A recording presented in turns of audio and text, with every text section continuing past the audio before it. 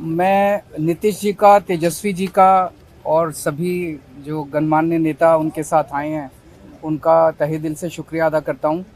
जो supreme court का आदेश आया था, जिसमें सुप्रीम कोर्ट ने सारी पावर्स दिल्ली की चुनी हुई सरकार को दी थी, उसके बाद उसके 8वें दिन, सुप्रीम कोर्ट का आदेश आने के 8वें दिन, 8 दिन के अंदर उन्होंने अध्यादेश जारी करके सुप्रीम कोर्ट के ऑर्डर को पलट दिया। चुनी हुई सरकार की सारी शक्तियां छीन ली, सरकार को बिल्कुल पंगु बना दिया और सारी ताकत एलजी को दे दी कि अब एलजी दिल्ली चलाएंगे। 5-0 से जजमेंट आया था, पांचों जजों ने, संविधान पीठ ने जजमेंट दिया था, उस जजमेंट को पलट दिया 8 दिन के अंदर। ये संविधान के खिलाफ है।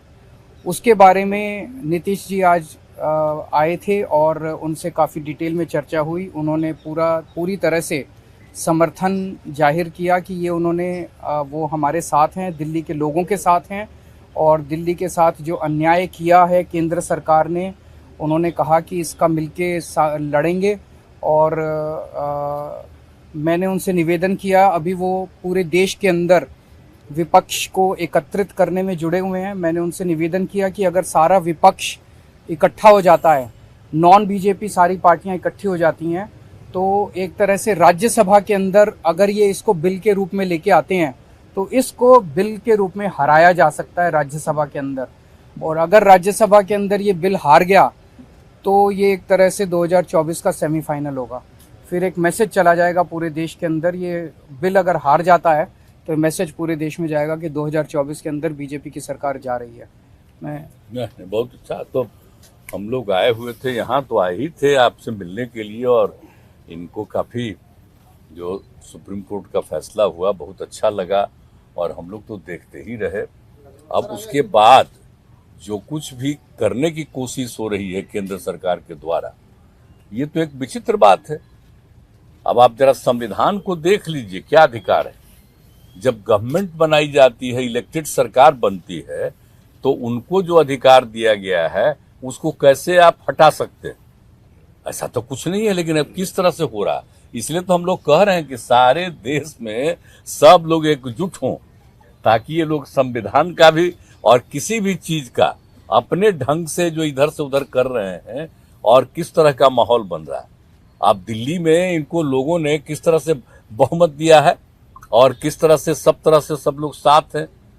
और हम लोग इस बात को मानते हैं कि काम कर रहे हैं, बहुत अच्छा काम कर रहे हैं। और उसके बाद सुप्रीम कोर्ट का भी फैसला हो जाए तो राज्य सरकार को जो अधिकार है काम करने का, उस काम को रोक दिया जाएगा। ये सब तो बहुत ही आश्चर्य का विषय है। तो ये हम लोग तो बिल्कुल इनके साथ हैं। और जो कुछ भी है, हम लोग जो आगे भी जो मीटिंग करेंगे, जो हम लोग कोशिश कर रहे हैं कि ज्यादा से ज्यादा विपक्षी पार्टियां एकजुट हो जाए और मिल करके हम लोग पूरे देश में अभियान चलाएं, हर राज्य में अभियान चलाएं कि सब कुछ कानून का पालन होना चाहिए, आपस में सब लोगों के बीच में प्रेम और भाईचारे का भाव होना चाहिए। और जिस तरह से लोगों के बीच में विवाद पैदा करने की कोशिश होती है, उन सब चीज को बंद करना चाहिए और देश आगे बढ़ेगा। ये सब चीज जो हम लोगों के मन में बात है, तो सब लोग तो सहमत है ही। और उसके बाद अगर इस तरह की कोई बात होगा तो जो कह रहे हैं हम लोग पूरे तौर पर इनके साथ हैं। ये जो भी कह रहे हैं बिल्कुल ठीक कह रहे हैं, इनके साथ हम लोग हैं पूरे तौर पर। हम लोग तेजस्वी जी, देखिए, सारी बातें माननीय मुख्यमंत्री जी ने स्पष्ट रूप से कह ही दिया है।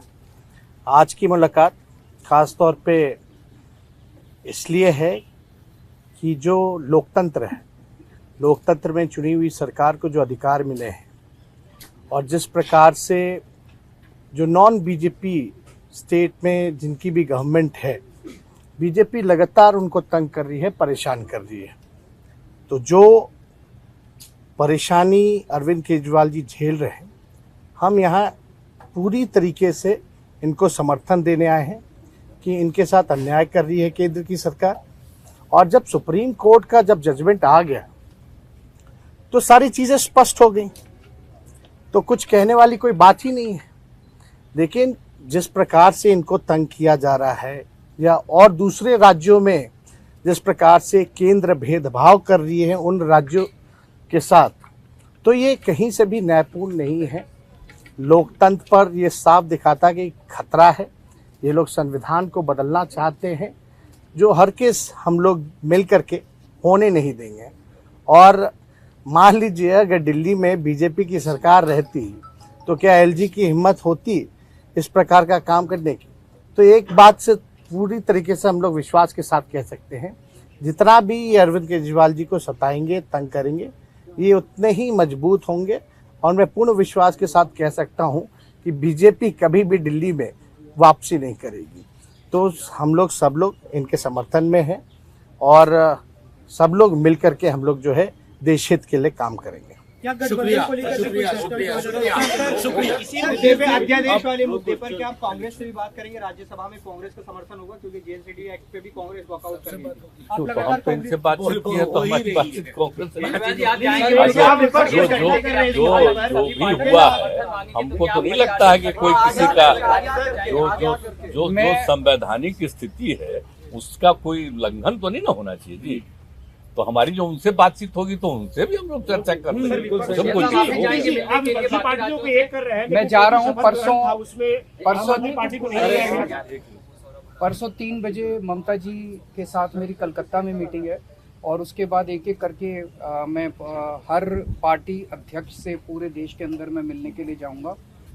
मैंने आज माननीय नीतीश कुमार जी से भी निवेदन किया कि वो भी सभी पार्टियों से बात करें और मैं भी एक एक राज्य में जाके एक एक नेता से मिलके राज्यसभा में जब ये बिल आए, इस बिल को हराने के लिए मैं सबसे फॉर्मली समर्थन मांगने के लिए जाऊंगा।